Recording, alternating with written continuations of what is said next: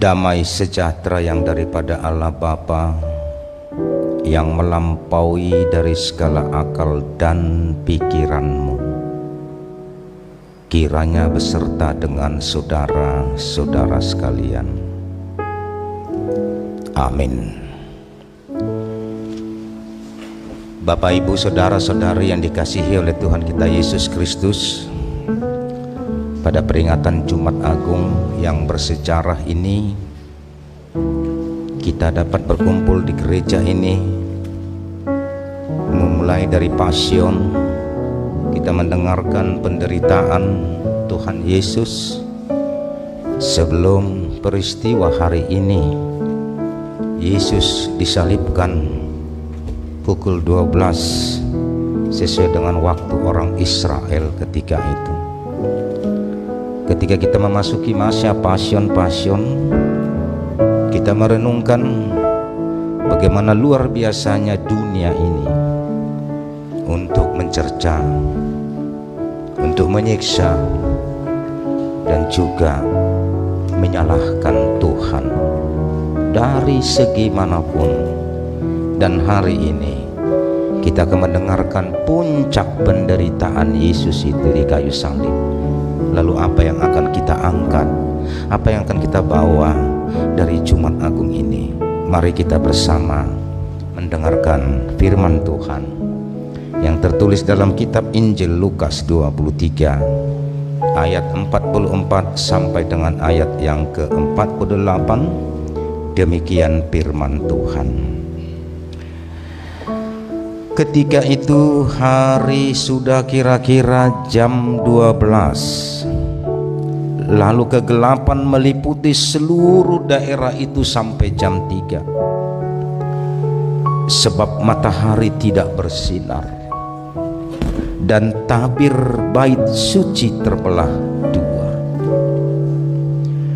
Lalu Yesus berseru dengan suara nyaring, "Ya Bapa, ke dalam tangan-Mu kuserahkan nyawaku." Dan sesudah berkata demikian, ia menyerahkan nyawanya. Ketika kepala pasukan melihat apa yang terjadi, ia memuliakan Allah, katanya, "Sungguh orang ini adalah benar."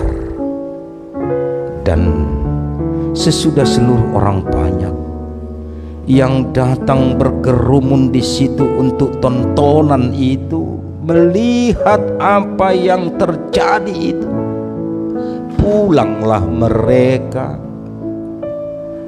sambil memukul-mukul diri. Semua orang yang mengenal Yesus dari dekat,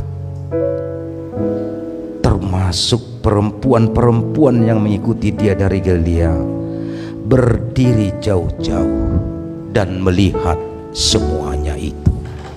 Saya baca sampai ayat 49. Bapak Ibu, jika sekiranya seluruh air yang ada di dunia ini berubah jadi tinta, dan semua ranting-ranting pohon itu berubah menjadi pulpen, dan semua daun-daun yang ada di pohon itu berubah menjadi kertas, ingat, itu tidak akan cukup untuk menuliskan semua dosa-dosamu, untuk menuliskan semua dosa-dosa kita. Karena apa? Karena kita memang sudah luar biasa melakukan kejahatan.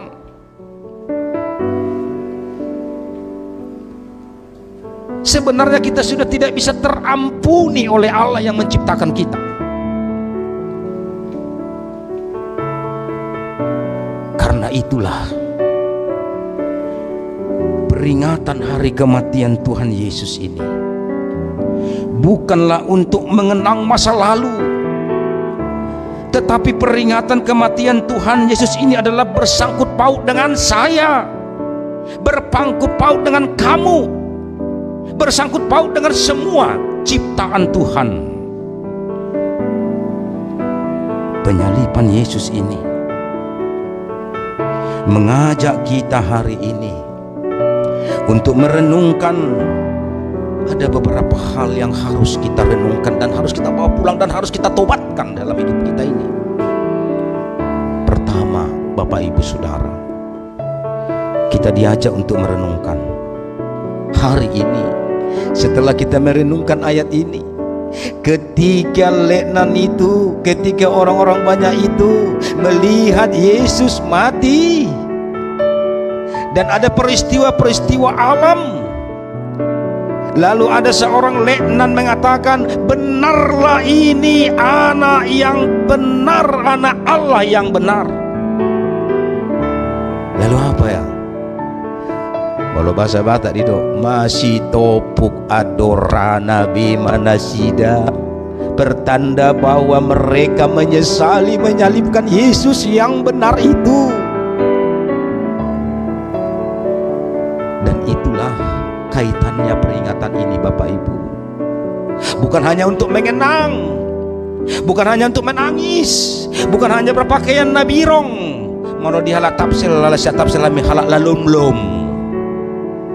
Bukan itu menunjukkan pertobatan kita, Bapak Ibu Saudara. Ingat semua kita dari sini. Bukan karena kau memakai baju hitam sehingga kau merasa bahwa aku juga turut merasakan penderitaanmu, Tuhan. Oh no. Yang jelas, Jumat Agung ini merenungkan yang dalam, merenungkan apa yang sudah kuperbuat kepadamu, Tuhan. Setelah kita merenungkan dan bertanya itu kepada Tuhan, lalu janjimu apa? Peringatan yang pertama ini kita diingatkan, masihkah kita mau menyalibkan Yesus kedua kali hari ini? Masih maukah kita, Bapak Ibu Saudara, mau menyalibkan Yesus kedua kali hari ini?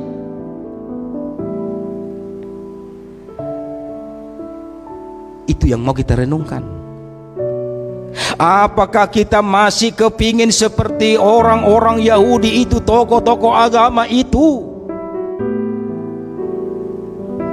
menginginkan Yesus Kristus yang telah menyelamatkan kita itu mau kita salibkan kembali dengan karakter kita yang tidak sesuai dengan kehendak Tuhan? Hari ini stop. Topuk ma'adorami sada-sada. Halo nanggugugu setelah mati ho.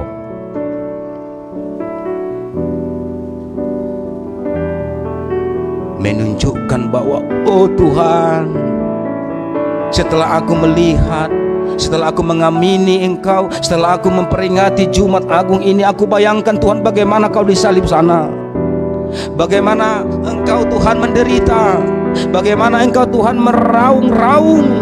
Karena apa? Puas canggukan itu. Karena apa? Oh anak ni debata molo nasi tong do palua madiri. Baiknya dunia ini menghujat Tuhan, tapi hari ini Bapak Ibu Saudara di Jumat Agung ini kita merenungkan, kita diajak, apakah saya masih mau menyalibkan Yesus dalam hidupku saat ini? Kenapa itu harus ada pertanyaan? Karena kita tahu bahwa Yesus mati disalibkan bukan karena dosanya, tetapi Ia mati demi kita orang berdosa, agar kita terselamatkan dan kita dapat dipulihkan kembali kepada Allah Bapa dan membuka jalan keselamatan bagi orang-orang yang percaya. Ini yang sangat berharga. Sudah saatnya kita hari ini Bapak Ibu Saudara mengatakan kepada diri kita, berhentilah menyalibkan Yesus kedua kali. dengan tidak hidup dalam kejahatan, seperti orang-orang yang menyesali dalam firman ini pulang dengan menyesal. Penyesalan datang terlambat. Tetapi jika kita menyesal hari ini, mencercai Yesus, mengkhianati Yesus dalam hidupmu, tidak ada istilah terlambat kata Tuhan hari ini. Bapak Ibu Saudara, kita diundang hari ini. Mari, hai kamu yang letih-letih, datanglah. Aku akan memberikan kelegaan kepadamu. Undangan itulah yang akan kita makan dalam perjamuan kudus ini. Dia telah berkorban, dicerca, dicina api demi untuk kemuliaan kita. Kita bisa gambarkan seperti ini dalam kehidupan kita sehari-hari. Ada seorang ibu yang mempunyai anak putri yang sangat manis, cantik. Waktu itu masih bayi dan mereka hanya tinggal berdua di rumah karena suaminya sudah meninggal. Lalu anak semata wayang ini dipelihara ibu ini dengan kasih sayang yang cukup luar biasa. Siang malam dia tidak mau melepaskan anaknya. Siang malam dia tidak mau mengharapkan anaknya menangis. Dia penuhi semua kebutuhannya, Tetapi suatu ketika Bapak Ibu, tanda-tanda alam tidak ada, tiba-tiba rumahnya terbakar, yang terbuat dari tepas dinding dan atap rumbia. Ketika api itu sudah menyala, lalu apa tindakan ibu ini? Ibu ini tidak menyelamatkan dirinya, tapi dia menyelamatkan siapa? Putrinya yang masih bayi itu. Dia peluk putri itu, dia jauhkan dari mara bahaya, dari api yang cukup luar biasa itu. Dia mengorbankan tubuhnya terterpa api itu. Ketika mereka mau keluar dari rumah itu, bayi ini dia rangkul begitu ketat-ketat. Api sudah membakar wajahnya, tapi ibu ini tidak memperdulikan kepedihan itu, kesakitan itu. Demi apa? Demi anak kasih sayangnya ini. Lalu selamat mereka keluar. Bayi ini pun selamat, tetapi ibu ini luka bakar ada di wajahnya. Yang dulunya ibu ini wajah yang manis, yang cantik, tetapi setelah luka bakar wajahnya tidak bisa lagi pulih seperti biasa. Gadisnya semakin menanjak remaja dan dewasa. Dalam masa puber, remaja dan dewasa gadisnya ini, tiba-tiba gadisnya ini merasa malu melihat ibunya yang wajahnya sangat jelek.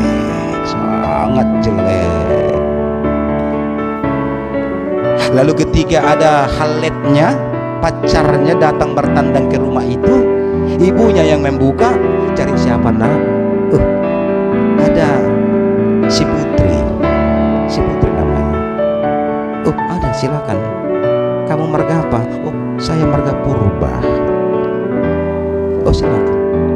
Mereka ngomong-ngomong di rumah itu, rupanya mereka pacaran, tapi si Purba ini merasa heran. Lalu dia bertanya, tetapi ibunya terus mendengarkan apa percakapan mereka. Si Purba ini bertanya, "Dek, itu yang tadi, ibu tadi itu siapa ya?" Karena merasa malu ibunya jelek, dia mengkhianati ibunya. Dia mengatakan, itu pembantu saya itu. Itu bukan mama saya. Tapi ibu yang mendengar itu meneteskan air mata. Tuhan, dang diboto borukon mahua horwa bohikon najulu, dang diboto ibana alani ibana do ubana gabi roa bohikon, menyelamatkan boruku ini sehingga aku berkorban. Ibunya menangis terus.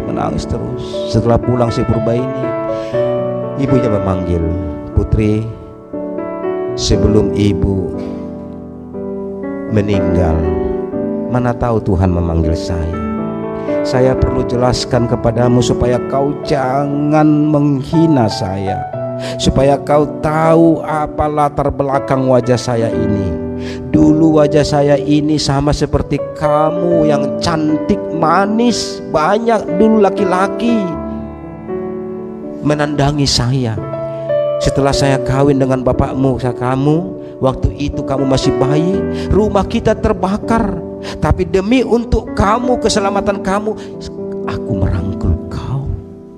Aku tidak pedulikan api yang begitu membara menerpa tubuhku dan wajahku. Demi untuk kau yang kukasihi. Tapi kau sangat malu beribukan yang berwajah jelek seperti saya. Mendengar itu si putri menangis, minta ampun, menyesal. Dia tidak tahu sejarah bagaimana ibunya berkorban sehingga dia menyesali perbuatan itu. Dan si putri ini pun selalu taat kembali kepada orang tuanya walaupun orang tuanya jelek. Itulah merupakan gambaran Yohanes 3 ayat 16. Karena begitu besar kasih Allah kepada dunia ini, sehingga dia mau mengorbankan nyawanya, tersalib, anak raja, anak penguasa. Bukannya Tuhan tidak bisa melepaskan penderitaan itu dari hidupnya, tetapi karena ada visi dan misi kerajaan Allah harus sampai tersiar ke dunia ini, sehingga dia mau berkorban, mengorbankan hidupnya, mengorbankan derajatnya, mengorbankan kuasanya, mengorbankan martabatnya. Demi apa? Penyelamatanku dan penyelamatan kamu semuanya. Yang kedua, Bapak Ibu, renungan ini yang mau disampaikan. Di salib itu betapa berbahayanya sikap beragama yang salah, yaitu beragama tanpa iman. Ini juga yang mau kita angkat dari firman ini. Betapa berbahayanya sikap beragama yang salah, yaitu beragama tanpa iman. Karena kita tahu Yesus yang disalibkan bukan oleh para penjahat.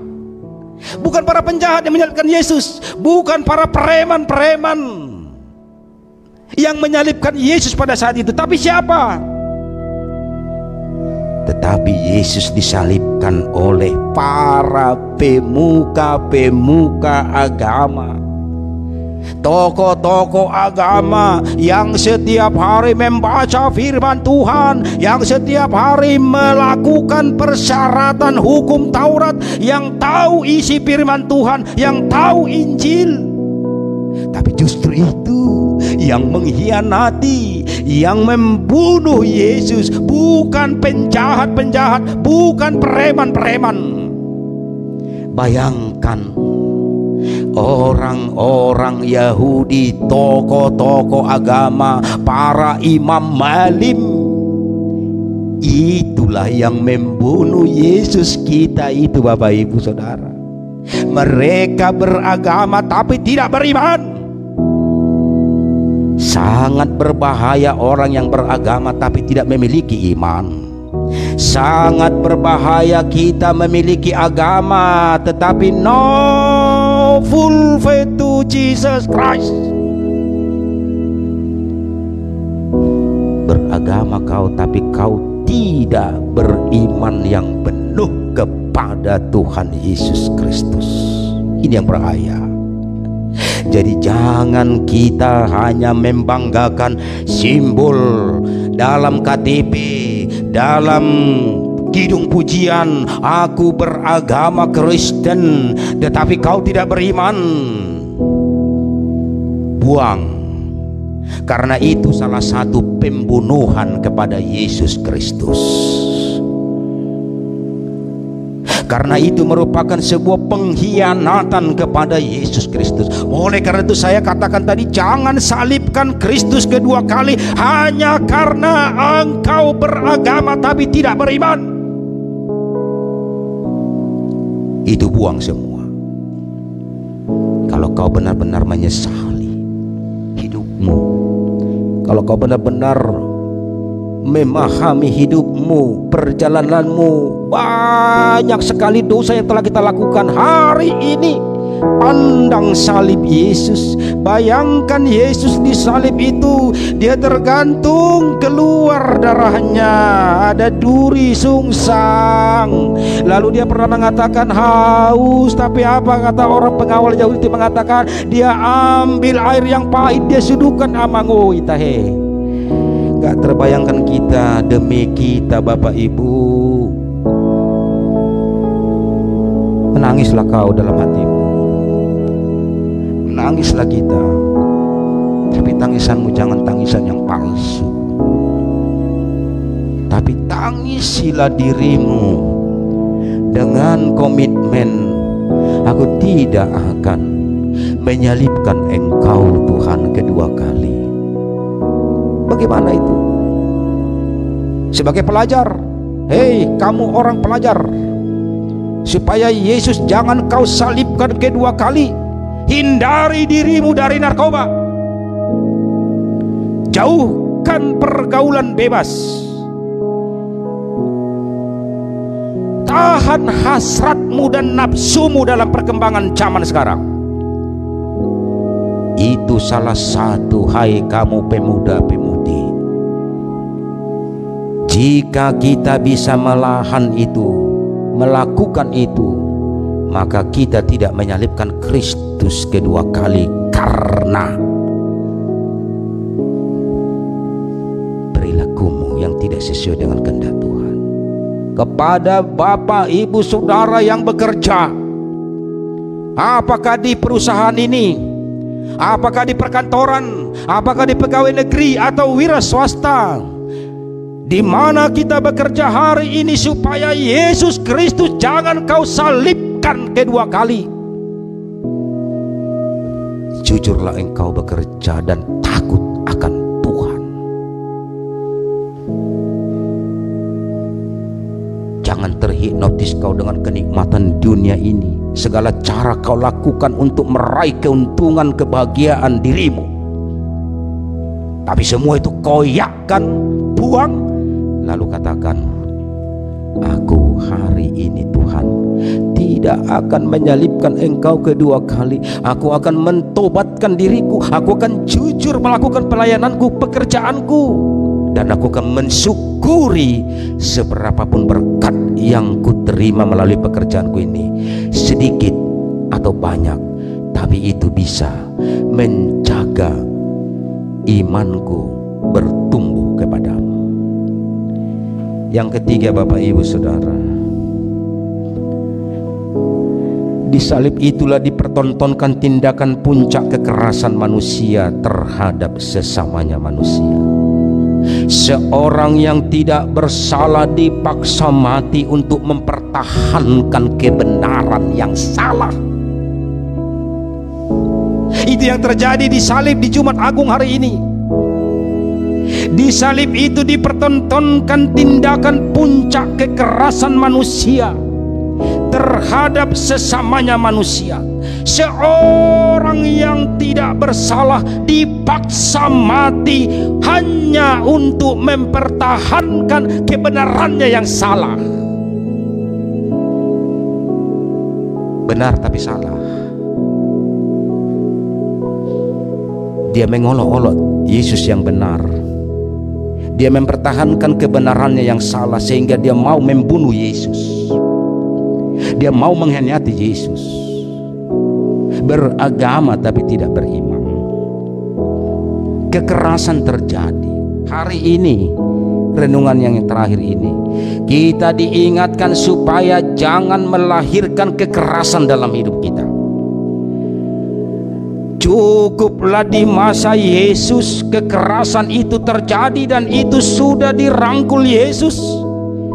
Dan semua orang yang melakukan kekerasan terhadap sesamanya itu sudah diampuni oleh Tuhan Yesus. Maka orang yang telah diampuni Tuhan Yesus harus mampu juga melakukan pengampunan kepada orang yang berbuat keras kepadamu, yang pernah menyinggung perasaanmu, yang pernah melukai hatimu. Bapak Ibu, hari ini maafkanlah dia, maafkanlah dia, ampunilah dia. Karena kita sudah diampuni oleh Tuhan di kayu salib, maka tidak ada satupun orang bisa mempertahankan kebenarannya yang salah. Aku tidak akan mengampuni dia. Aku akan pajupang malole bata madoko ikon pajupang di tano narara mahamina be ayang gurung mati ho pajupang musi ho pajupang beho dudong ambil do alomi pirang pajupang beho. Tapi hari ini kita diajarkan untuk tidak melakukan lagi kekerasan. Bapak ibu orang tua, jangan lakukan kekerasan dalam rumah tangga. Suami-suami yang baik tidak akan mau melakukan kekerasan dalam rumah tangga kepada istri atau kepada anak. Suami yang baik adalah merangkul perjalanan rumah tangganya. Apakah rumah tangganya selama ini alang soalang, demak manang so demak, aman atau tidak aman? Tapi hari ini panggilan kepada kita orang tua, suami dan istri, mari pelihara. Coba kita tidak menciptakan kekerasan dalam rumah tangga dengan karakter apapun, dengan tindakan apapun. Supaya apa? Supaya kita juga tidak ikut lagi menyalibkan Kristus kedua kali. Oleh karena itu Bapak Ibu Saudaraku, hari ini semua apa yang telah dilakukan Yesus di Golgota, Dia menyerahkan itu semua kepada Tuhan Allah Bapa yang berkata di ayat 46, "Ya Bapa, ke dalam tangan-Mu lah kuserahkan nyawaku." Itulah pun daripada penyelesaian penderitaan itu. Dia menyerahkan full. Maka hari ini kita juga diajak untuk full faith to Jesus Christ. Jangan setengah-setengah imanmu beriman kepada Tuhan. Kalau Tuhan Yesus telah menyerahkan secara full hidupnya, penderitaannya, pengorbanannya kepada Allah Bapa yang memerintahkan Dia, maka kita juga hari ini mari belajar dengan doa Yesus ini. Ya Bapa, ke dalam tangan-Mu lah kuserahkan nyawaku. Setiap orang yang mau melakukan itu dalam doa-doanya, mau tidur, ketika bangun, ketika mau kerja, ketika mau makan, ketika mau mengambil sesuatu dalam penggapaian cita-cita, punnya itu, DNA itu, katakanlah kepada Tuhan, ya Allah Bapa, segala kehidupanku, nyawaku, pekerjaanku, kehidupan rumah tanggaku, cita-citaku, ku serahkan kepadamu. Itu menunjukkan bahwa kita orang beragama dan orang beriman. Amin.